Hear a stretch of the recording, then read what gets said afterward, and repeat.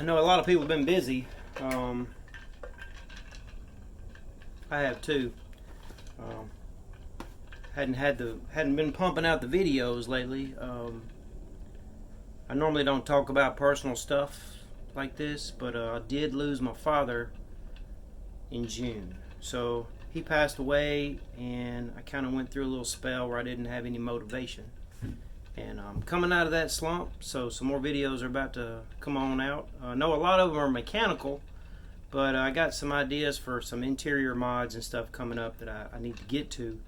But I did promise that I would do this valve train swap, show you how to do it, because it follows the video about how we did the priming of the lifters.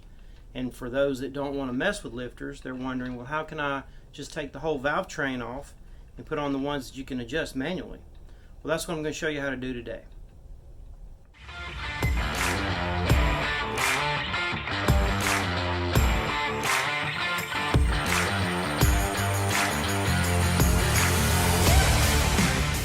And it is hot here in the shop. I have a small shop, and I've had to cut all the air off so that you can hear me, because I have not purchased an external mic yet. So it is 91 degrees in here. You're welcome. Alright, one of the first things you're going to want to do is get your engine at top dead center. So we just want the number 1. And you can do this in your truck. Maybe a little more difficult. You know, I use this engine as a test engine for this purpose. So yeah. Yep, right on number 1. Okay, now, pretty hot in here. Anyway, before, what we got to do, we got to loosen 14 millimeter. You got to loosen your tensioner for your timing belt. The manual will tell you to take the timing belt off, and it's going to tell you to take this whole front plate off and the distributor out. And if you do all that, you have to drain the coolant, and you have to replace the front plate gasket on the back. But we're going to try not to do all that. We're just going to try to we got to remove this. I'm jumping ahead of myself, but we're just going to try to do this whole valve train swap real easy, right? The only problem with doing it real easy is they have a 12 millimeter bolt.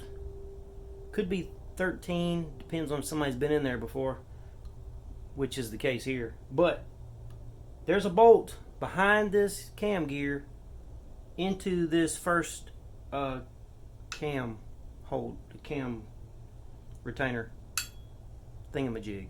That's official. So you can't get in there with let's see what we got here.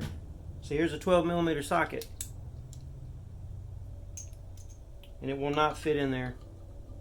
Now you may be tempted to drill that out. Me, I wouldn't do it. I don't think this thing's that balanced and that meticulous, but I wouldn't do it. Instead, what we're going to do, we're just going to take this off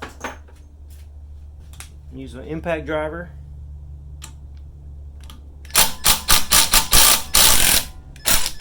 I'm going to take that off.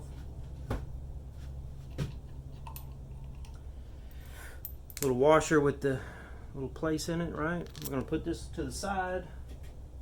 If you wanted to, now it's all going to be okay. You got it in time, everything's lined up, and the cam has a dowel on it, and it's straight up. And nothing else should move. But if you wanted to, you could zip tie the cam gear to the, hope I'm looking in the right camera. You could zip tie it to this and just do that. But see, I'm going to set it to the side. It's just going to, if I don't move anything, it's just going to hang out right there. So, right here, someone has already been in this engine before, and it's a 13. I do believe naturally it's a 12.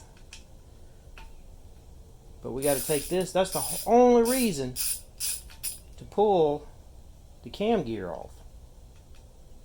But you know what we're going to do? Thanks to one of our really fine members in our Facebook group, old Chino. He mentioned going to the hardware store and getting this. And this will fit right in there. And what we're going to do when we put this back together, we're going to use this. I'll put it on the screen here, what this is, and then I'll put it in the description. But this is basically like $1 at the hardware store. When we go back in, we're going to put this in there, and then we'll never have to mess with this again. If we decide to do some more swapping or something. Or let's say you don't want to do the mechanical lifters, you want to do the hydraulic lifters, and a year from now the hydraulic lifters start to act up and you want to change the hydraulic lifters. So you don't have to remove all this. We're going to go back with that. Okay, now when it comes to loosening these, to loosen it, you want to start at the ends and work your way to the middle. And when you put it back together, we want to start in the middle and work our way out. So here we go. I'm going to loosen them just a little bit.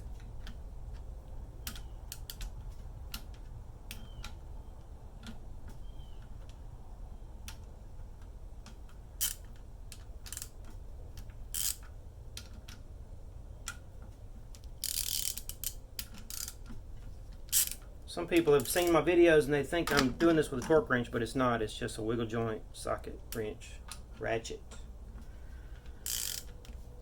Okay. Now there's going to be a little tension because of the valve springs. Let's go ahead and loosen things up.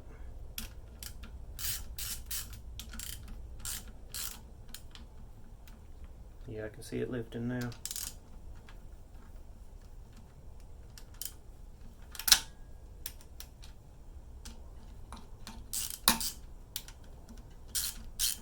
Now this is what I will suggest you do.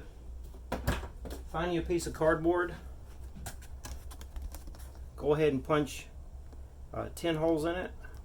Go ahead and label it a front. Go ahead and, if you want, do an exhaust side and an intake side. And I have it labeled here what our torque specs are going to be when we put it back together. So what I'm going to do, because you don't want to mix these all up, it's not a good idea. I mean, you can. But like everything, I suggest you take pictures before you do stuff. I suggest you put stuff in Ziploc bags so you don't lose anything, and label them, and use cardboard like this just to, so you'll know that's where they go.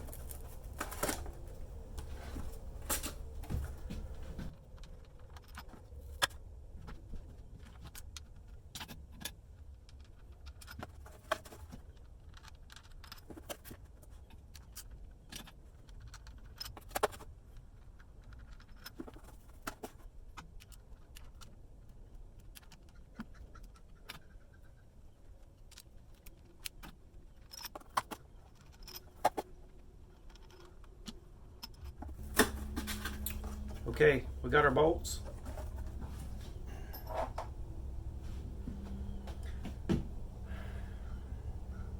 Now, these springs, what you want to do, you just want to rock it off like that and hold it still, and there you go, you got it off, okay? Now, if this was the one with the hydraulic lifters, what I would do is just take it over to the bench just like this and carefully lay it over, and then work on your removing your lifters like we showed you in the other video. Try not to take anything apart if you don't have to. Okay, here's the valve train we just took off. Here's one that's got the hydraulic lifters. It was in the last video. Now, two scenarios. You're the person that wants to just replace the lifters. Well, I just showed you how to take the valve train off. So all you would do is bring it over here, lay it down, and swap out your, prime them. Take out your new lifters, prime them, put them in. Take it and put it back on. I'll show you, talk about that in a minute. Now, if you have the, if you're going from them, you don't want that, and you want to do the mechanical lifters, what you may have done is went to a junkyard and you got this whole assembly, walked off with it. What you're going to want to know is, the only thing that's of any use to you is the rods and the rocker arms themselves. You don't want to use the caps off of the junkyard engine onto your cylinder head. You want to use the cam caps from your cylinder head with this valve train and put it back together. Now when you do this, you have to pay really close attention to, this would be the exhaust side. Is that right? Hang on one second. Yes, because that's where our bolt was. This is upside down. So this is the exhaust side, and as you'll see on the intake side, when it's flipped over on the top of the head, the block, the oil comes up from that one side, it goes in here, and oil shoots through here. Well, first off, it does go all the way down this rocker rail, and then what it does is it goes across. Let's see if I can focus. It goes across and goes down this rail, and what it does is it lubricates the cam, and if it was a hydraulic lifter setup, same thing applies, and it would be keeping them primed with oil. Now, where everybody can mess up, and some do, this rail can go in upside down because it's just a rail. But if you put it in wrong, and your bolt will still go through it, but if you put it in wrong, right there, you'll be able to stick like a small screwdriver through that hole. This may not make a whole lot of sense to you, but what you can do if you don't put it in there correctly, and that's what the manual says. I mean, if you can stick something through that hole, it's in there wrong, and what you're doing basically is turning this tube upside down, and the oil will not flow into it, and it will not feed this side. And so a lot of times when guys say, I just put hydraulic lifters on and it started ticking immediately, they suck. If you took this apart, that could be a problem. That could be it. You could have the rail in there wrong, and it's starving that side of oil. I've done it. That's how I know. That's how I learn, making mistakes. And the same thing, if you was to, take these off, and you're going to put on yours, do it in the correct order, label everything, mark everything, make sure that's correct, and it's not going to starve it of oil. Phone's getting hot. I need a drink. Might be a good time for a commercial break. If you were to go from a hydraulic lifter setup to a mechanical lifter setup, you want to use a 2.0 cam, not the original cam that you have. A lot of guys, more guys will say do that than they will say not do that. I know from experience, I have swapped cams and front plates, and I've done it so many times, and I didn't believe it. I just didn't believe it because the specs show the cams are the same. It's not true. I don't know if the specs are being honest. I've looked through a Chilton's. I've looked through the Chilton's. I think they say it's the exact same, but they're different. So, without talking too much about it, if you do a mechanical lifter swap from the hydraulic to the mechanical, swap out your cam to the 2.0 cam. If you want to keep doing the hydraulic lifters, you're fine. You leave everything alone, just flip it over, put in your new hydraulic lifters, and put it back on. Okay, as you can see here in the manual, before you put the rocker arm setup back on, you need to put a little bit of RTV in these corners. That would be, let's see here, right here, right there, and right here, and right there. Not to be confused, you also have to do it in the tight corners once the cap's back on. You have to do it here for the valve cover gasket. As you can see, it's faint, but see, they did have some originally, so it's no joke. If you don't do it, it could leak. Manual says to do it, I would do it. Okay, I think I covered everything. So let's go ahead and go get it and put it right back on, just as if you were doing it. The only thing I'm not going to do is I'm not going to do the RTV in the corners, because this engine, I mess around with it a lot, take it apart, put it back together all the time. for your benefit, so we're not going to do that. All we're going to do is kind of bring everything up to where it rests on the cam. Now we just gotta get it situated back on. Okay. Now we got our no way we can mess up board. So I'm gonna start here in the middle and get it going by hand.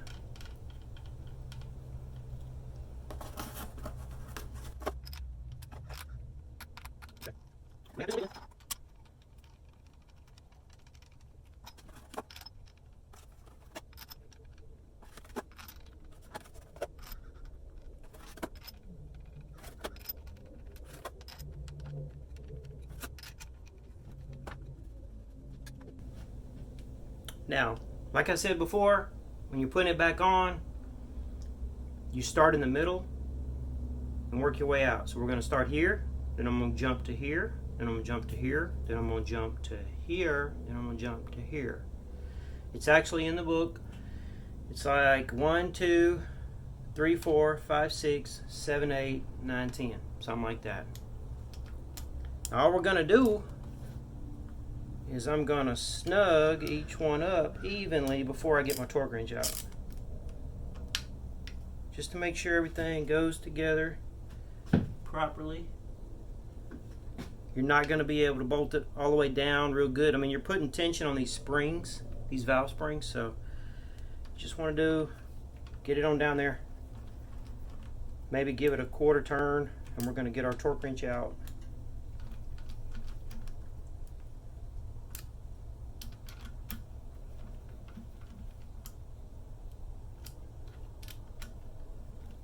There's a lot of places that I don't follow torque specs.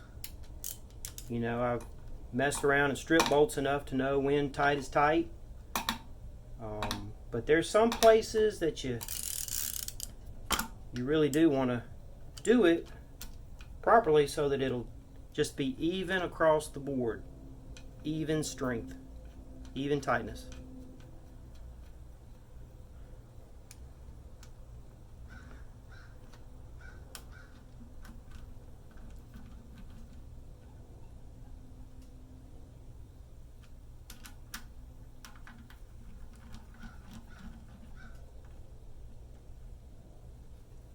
Okay, let's get that torque wrench out.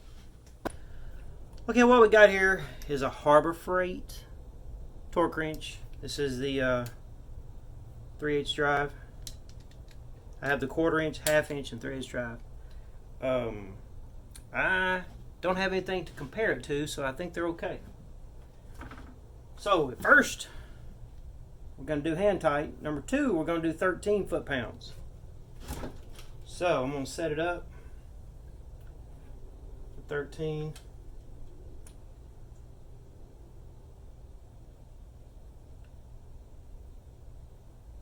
Let's see here.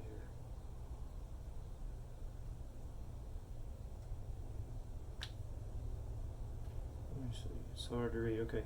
There's my 10, 11, 12, 13. There's that. So I'm going to do 1, 2. This one's already loose.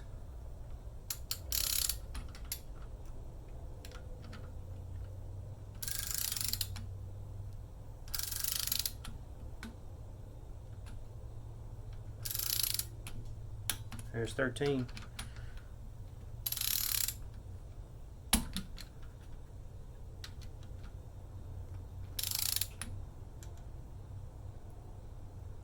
Here it click, that's 13. 1, 2, 3, 4.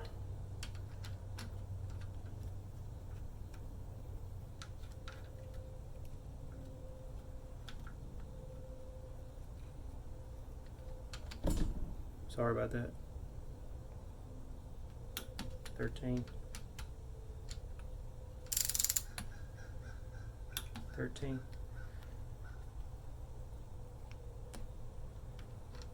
Crisscross pattern, and working our way towards the ends.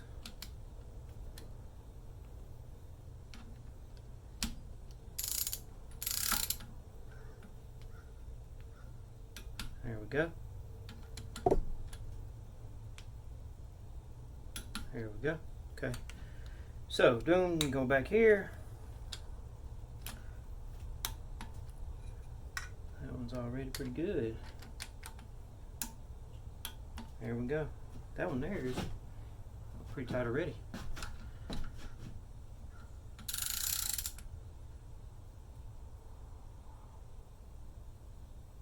There we go.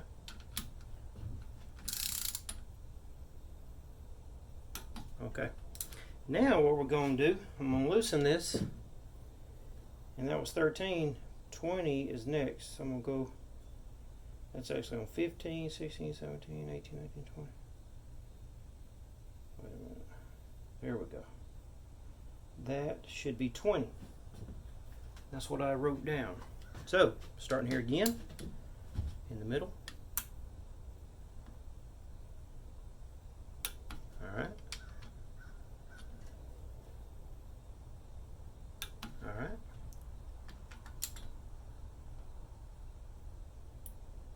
There it was. Yep. There we go. Felt it. Okay.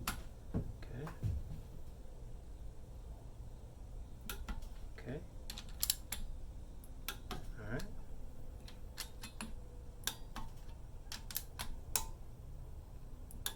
Alright.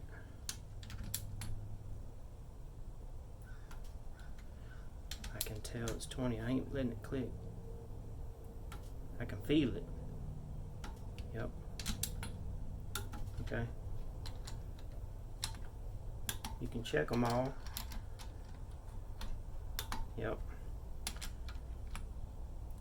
It's all good. Okay, everything's good. Before you put any kind of torque wrench up, release the tension on it and wind it back down. Make it loose. Okay, it's back on.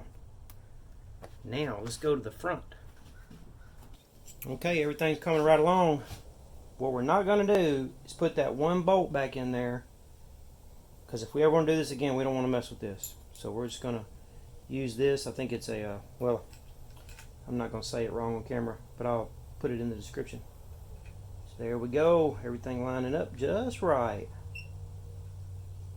I think this is actually like 19 foot-pounds. But just snug. Real good and snug, actually. Okay. So now we want to put the camp gear back on.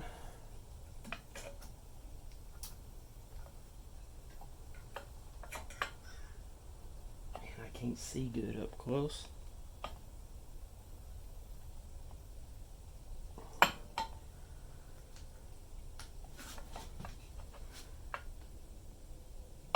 There we go. Now, gotta do this. Whoopsie. I want to make sure that we line up our washer with that dowel.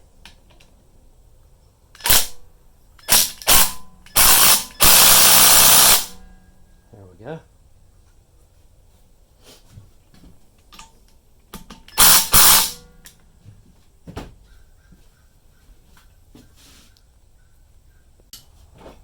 So now what we're going to do, because nothing really got wonky on us,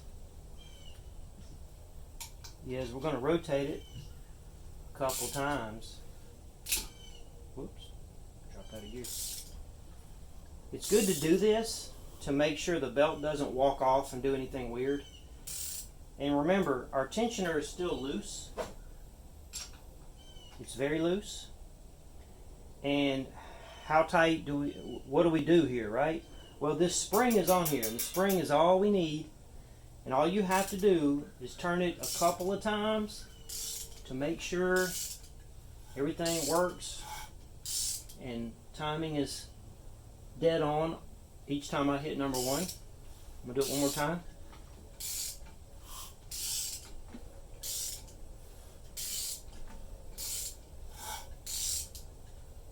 And I'm back at 1. And down here I'm dead on too. So the tension is great. So all you do now is tighten this up. I'm not lying to you, it's in the book. No point in prying or doing any of this crap. Nope. 2 revolutions, tighten it up. Alright, well that does it for another video. I hope you learned something from it, and if you liked the video, give it a big thumbs up. If you've never been here before, please subscribe. If you think some others could benefit from this video, please share it and have them subscribe. I'm going to have a drink and try to cool off now. Thanks for watching.